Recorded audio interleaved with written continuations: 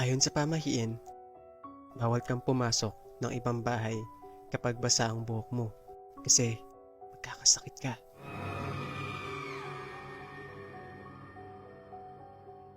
What's guys?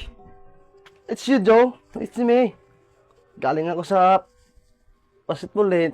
Papawis-pawis pa yung damit ko. Ang buhok ko, basang-basa pa. What's my boy? Dito muna ako sa bahay mo ha. At galing kasi ako sa basketballan eh. Basang-basa pa nga yung buhok ko, pawis-pawis pa. Muna sa bahay. Kailangan mo nang Kaya ka magkuhan. dito eh. Pa-relax. Mga pala, ba't yung buhok mo basang-basa? Ano nga? Naglaro ka ng basketball?